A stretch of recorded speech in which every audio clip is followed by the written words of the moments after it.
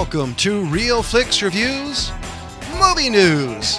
This week we have Jonathan Charney, James Stevens, and Ryan Preston. And here's this week's question. Great actor or actress who made a poor choice or movie role? Yeah. And our answers in a bit. So we want to give a little shout out to Nelson Ellis, who passed away on the 8th of this month to heart complications. And he was 39. Yeah, right? he was 39. He was super really young. I gotta say, I really enjoyed this guy's acting, especially as Lafayette in True Blood. I've never seen. I don't think they could have made a better choice than this guy for that role. Amazing actor. I mean, even he went to Juilliard. I mean, not very many young actors would even bother going to Juilliard these days. And he was even known for helping homeless people and just going out and doing a lot of good stuff. So our condolences to his friends, family, and fans. Yeah, we want to get into his whole what happened with it, but you guys can look that up. It's finally been released. So, let's go straight into it. We're going to complain about Castlevania. I have yet to see it, even though it's this week. It's this coming week's pick. 4 episodes. Yeah. Seriously? I mean, did somebody make a drunk decision to go, yes? Did you run out of source material? Yeah, how do you run out of source material in Castlevania? It's all written for you. I am kind of surprised it's only 4 episodes. It could be one of these things that they want to see how well it's going to do before they make more. I mean... Is it an OVA, though? I mean, this really could be something that was designed from the get-go to be a short couple episodes. It's not unheard of. It's common in anime. As far as I'm concerned, the Netflix really didn't go out of their way to market this film or this show. This was mostly marketed, as far as I've seen, by fans and comic book sources and everything. I think we should call it a miniseries. Yeah, I guess we call it miniseries, but I mean, they're supposed to be more than just one season. I just think it was a stupid maneuver by Netflix, especially for how long they were dragging out the publicity on it. I am curious to see the reason why. I mean, it doesn't really matter because it's already 4 episodes, but I am curious on why they did what they did because it just seems a weird choice for me. That's pretty much where I'm at with it. I'm just like, there has to be a reason that they were nervous or the series only warranted for. I don't know. See, because I'd like to hear an explanation. Well, I mean, they do have a pending season 2 out that they're pushing out for 2018, which I think is another bad idea by you, Netflix. I mean, see, my first couple of guesses is A, it's a miniseries they only designed to, or B, this was designed to be a short series just to test the waters because you're getting into video game territory, and historically anything to do with video games where you're talking cartoons or live action generally don't do well. I don't even know how well the Assassin's Creed movie did because it kind of disappeared from theaters pretty quick. Fast. It was terrible. So that's the thing is, I don't blame them for being a little cautious. I mean, Dragon Age has a cartoon. I liked it, but I don't know too many people actually saw it, and Dragon Age is one of my favorite games. You had Uwee's Bowl Wing Commander, which we did, and that movie sucked. We got all the Halo films that got released, too. Yeah, but that was all Microsoft done, though. Yeah. So it's really hard when you have the people who own the content and do it that way. I think it's a little different, but none of it was released in theaters. This is all stuff that was either released to DVD or through the game. Release, yeah. So I just think that's a little hard. But Netflix has a huge anime section. It's actually dwindled. I'm talking Netflix, all of it. No. Not just the streaming now, but also the disc and everything. Okay. I don't actually have anime collection. I only have Instant Watch, so. But I mean, they should know how big of a market this is off of the. I mean, they have millions of subscribers that aren't just stream now, or you also have. See, years of this. They should know. They should have stats and data. Here's the issue. I think Netflix is actually having a hard time competing with Crunchyroll. I actually have a subscription, but it's like $7-8 a month, and sometimes it's actually simulcast from live. It's simulcast to America. So I do think they have a hard time with that. No, I think what they would be better in if they actually put stuff, older anime in their catalog, which they don't do. Green Legend Ran, for example, is a great anime, and I don't know too many people at this point in time who know what it is. All right. I did just want to say it's another death, unfortunately. The wife of comic legend Stan Lee. The only reason why I am bringing this up is because Stan Lee is a legend in anything, comic books, especially in television and movies, and our sincere condolences to the loss of his wife. Yeah. Did say how long they were married? They were. She died at 93. 114 years. She died. Seems right. She died at 93. I don't. I didn't actually look that up, but as far as I know, they were married for a while. And we're gonna switch off to another topic. Gonna go. What the fuck is Sci-Fi thinking? Sci-Fi is working on a made-for-TV Deep Blue Sea sequel. Just what everybody was calling for 20 years later. Have they just become Trauma? Is that what they're doing now? Well, they've always kind of been Trauma, but I think they were Trauma with a higher budget and the same writers. Well, I was going to say maybe Trauma finally got on their game and actually bought them. Because, like, my favorite examples, if you look at their the made-for-TV version of Dune, there's a scene where they're walking in a desert, and it's a rear projection, because you see them doing the old fake walking, the da-da-da-da, hey, how you doing, Bob? And I couldn't watch it after that, so they're kind of known for that, honestly. I mean, I could see Lloyd Kaufman finally have enough money to just go out and buy Sci-Fi. I mean, it's right up his alley. I mean, that's one of the founders of Trauma, if you guys don't know, out there, little digital world. I hope so, because there's no reason why it's going to be so bad. I don't know. You also have Mr. Tarantino saying that he's going to take up basically a biopic, not really a biopic of Charles Manson, but the Manson family murders that happened. That was the big reason why Charles Manson got locked up. So is it going to be... Wait, is he producing it or is he writing is it? Putting it together. This is written by Tarantino, and he's got the Weinsteins on his side and putting this whole thing out. So is this a biopic, or is this going to be the Hollywood spin? Because if it's a biopic, I think it might be more. Well, I mean, it's written by Tarantino himself, so you're not really sure if it's going to be a biopic or if it's just going to be like a telling of the murders. I'm not sure. I'd love to see Tarantino do a biopic just because it's something he's never done. Yeah, I would love to see how he would do that, because for him that's way outside of his wheelhouse. Yeah, I've never seen him do anything like this. So it's an interesting thing. The title's not even out yet. He's in talks with A-list actors to be on board with this, but we know at least one actor who's going to be in this movie. Oh yeah, of course. Even if we're not sure what part he's going to play. Him? Who is not down for a Brad Pitt? Charles Manson. I was actually talking about Samuel L. Jackson. Well, of course. Well, and Uma. But he can be anybody. Yeah. I'm just saying his current love affair with what's his face? Brad Pitt. No. Oh. I don't know if I talked about this last week. I don't remember, or a couple of weeks ago. There's going to be a reboot for a TV series of Tremors starring Kevin Bacon. I'm not surprised. I don't know if you guys watched. There was a TV version. There was there was a TV series for Tremors that was short-lived. God, yeah, I really liked it, but it took the Tremors campy and ridiculousness to a whole new level. All right. Well, I think we're in a new age of camp. So and especially Kevin Bacon being on board when he doesn't have to do shit like this. Yeah. I'm excited to see it. Honestly, I think he's doing it. I think he's doing it because he just wants to. I think he's at the part in his career that he can just decide to do things for no reason, which is my favorite things for actors. Like there was a part when Tom Cruise did The Last Samurai and Minority Report. Yeah. You were thinking he was getting a career where he was going to stretch his wings, and he did like 12 versions of Mission Impossible. But there's that section in his career that I was really excited to see what he did next. Yeah, I would say. I mean, I think it kind of petered out once he took on Vanilla Sky.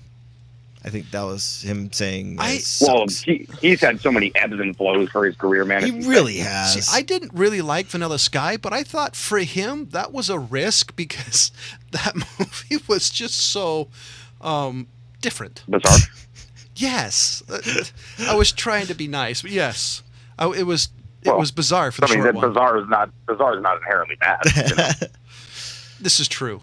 And so, ladies and gentlemen, you can catch all the update news on Real Flix Reviews, including movie news, on facebook.com/RealFlixReviews.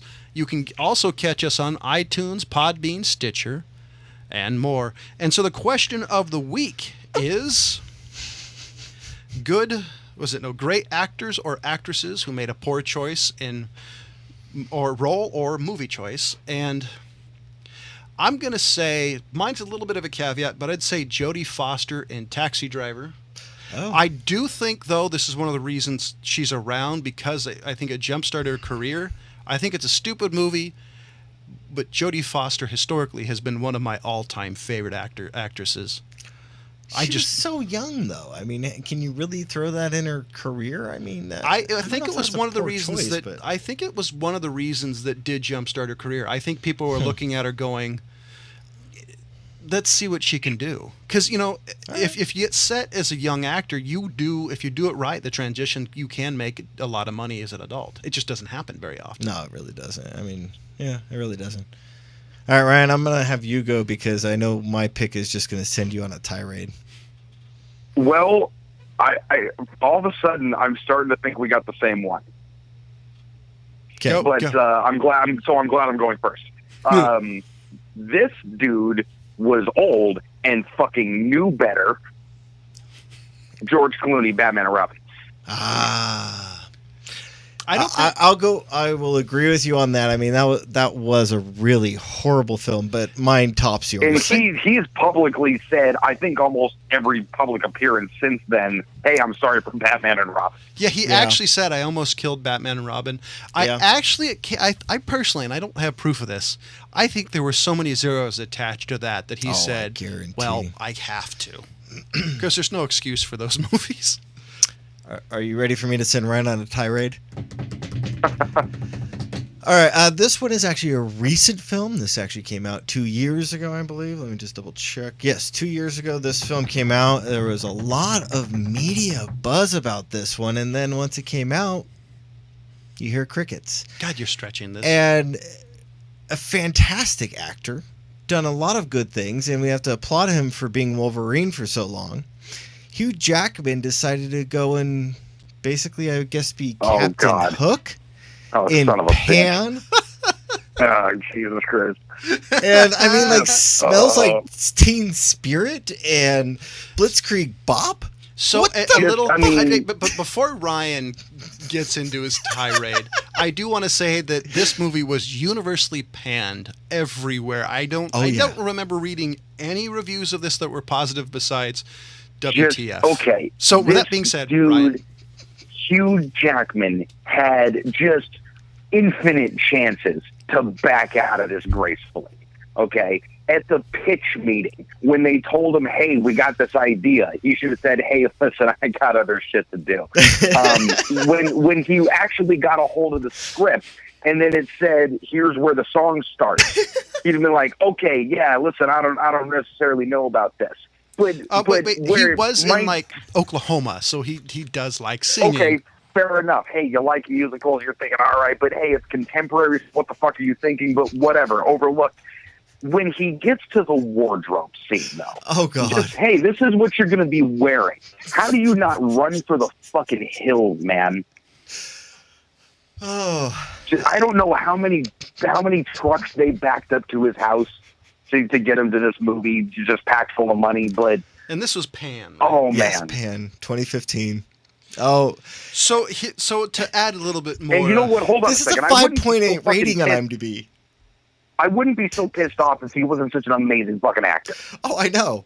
I mean, I was kind of excited to see Hugh Jackman take on Hook. I mean, I really was. So to prove how bad this movie was, it had a budget of roughly $115 million. Opening weekend in the U.S. was $15,315,435. Gross worldwide was $116,564,808. They did not make any of their money back. That's how bad. And this is Hugh fucking Jackman. Oh yeah, I There's know. not a lot of movies he could be in that wouldn't make any money, and this was the Oh, one man. movie that didn't make any money. Oh yeah. Oh, this thing just. And I was looking forward to it. I actually was I like, was oh, too. cool, a Peter Pan movie. this This will be awesome. this and as movie soon as they started singing "Smells Like Teen Spirit," I was like, I had This to is look done. away. I had this to look movie away tanked from the harder than screen. RoboCop 3. I haven't had to look away from a fucking movie screen since the needle scene from Saw. So that didn't make me look away. ladies and gentlemen, we're gonna let Ryan stew in that particular pot. Well, any of you guys How good was that pick, Ryan? How good was the what? How good was that pick of movie? Yeah. That definitely works. So, Jesus. were any of you fans of the TV show Psych? No. Ryan? Yeah. Not really. So, Ric Flair's daughter Charlotte is going to be cast as the villain in the Psych movie, They're making a movie? apparently. And this is with Charlotte Flair, who is a current WWE superstar and real life daughter of Ric Flair. The face kind of looks like Ric Flair.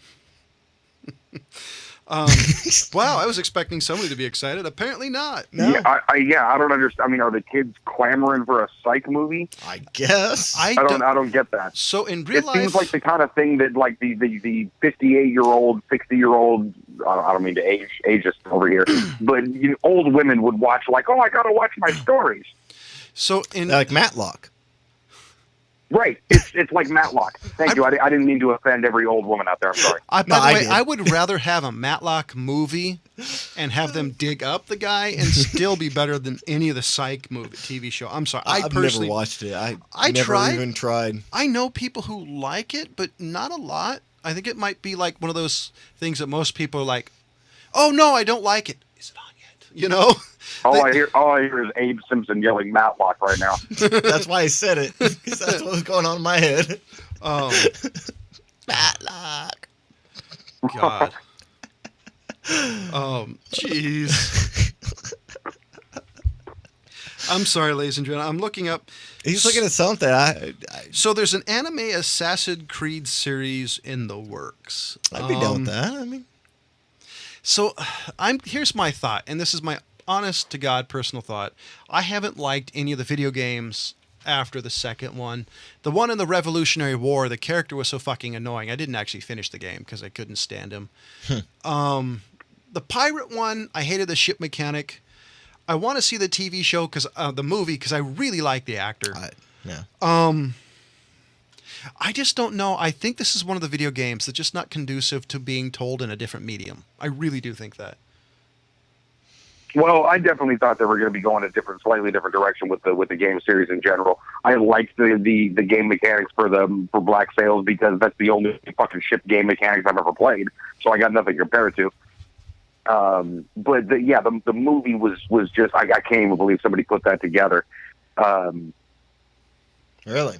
I haven't seen the movie yet. They might have a different take on the whole thing, which I can get behind their sensibility with stuff like that.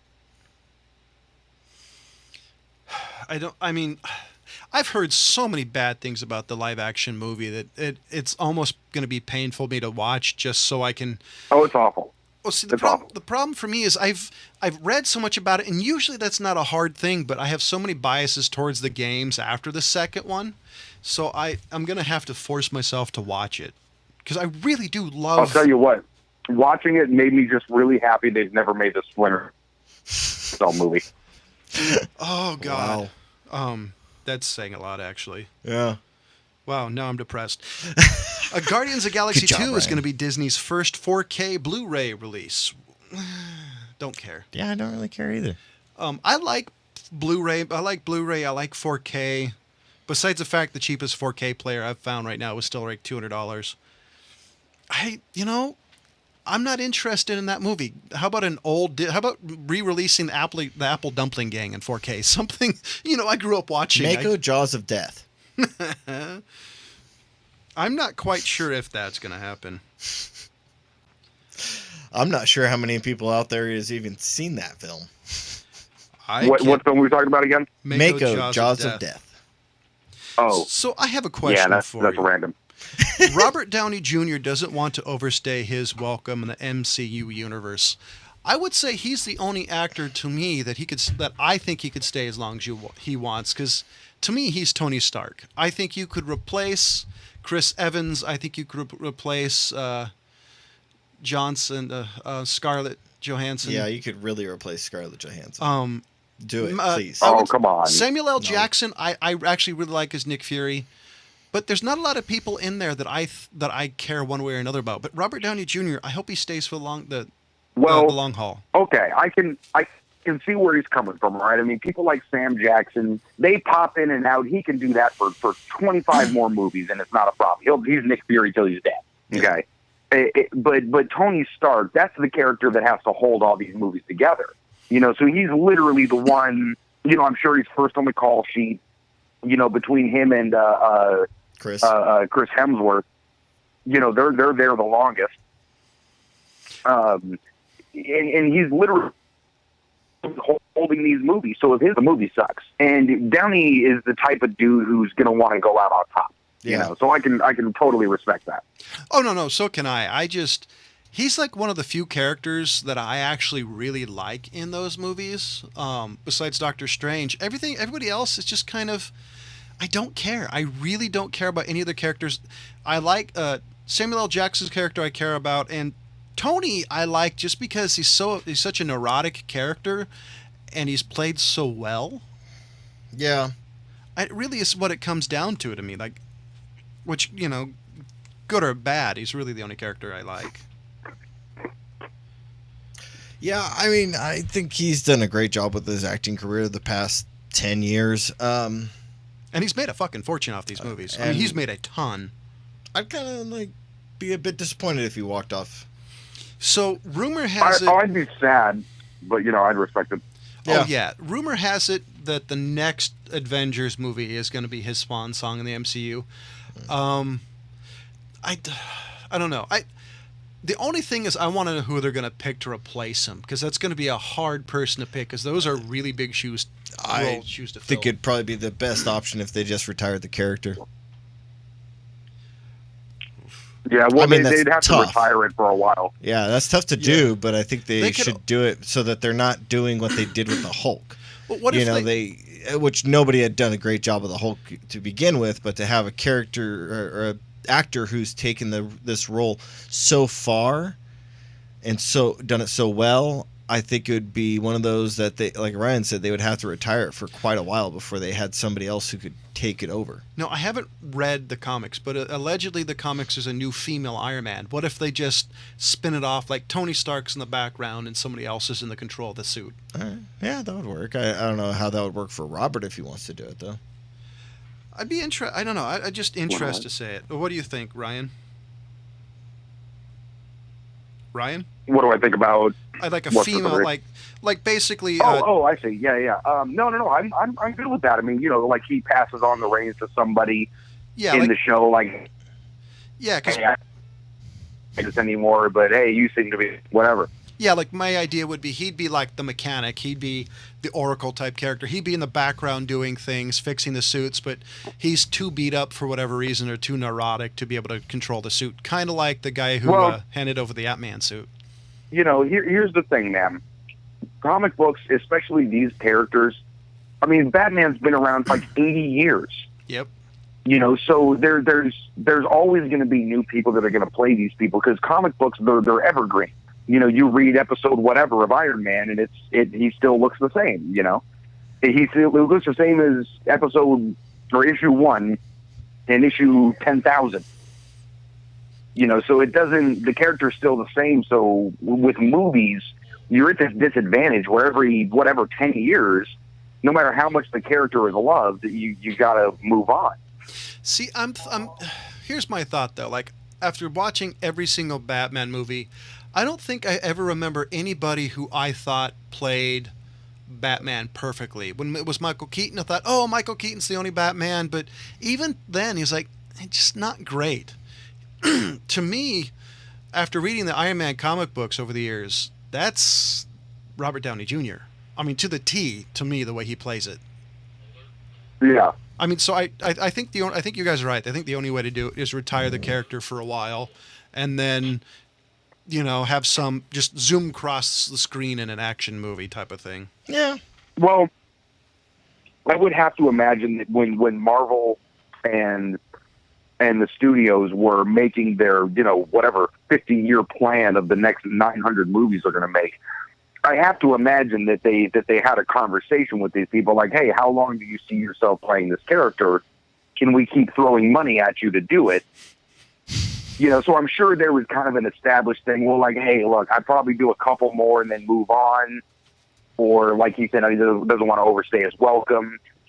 So they have to have a contingency as far as like how far the movie universe is going to go, or when this whole comic book era of film is going to stop.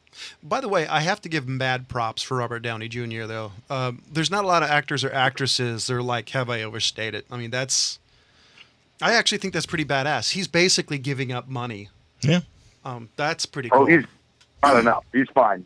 Well, I know, but I mean, that's not a lot of actors or actresses I personally think would care. I mean, even though, like, look at Nick Cage, for example, even though the guy's made horrible financial choices, or Ron Perlman. He's the man who can never say fucking no to anything. But so I think it's kind of cool. But on the other hand, that's Ron Perlman's shtick, so I think you can kind of leave it or take it. So, and Robert, anyway, sorry, go ahead. So, ladies and gentlemen, for Jonathan Charney, James Stevens, and Ryan Preston, as always, thank you for listening.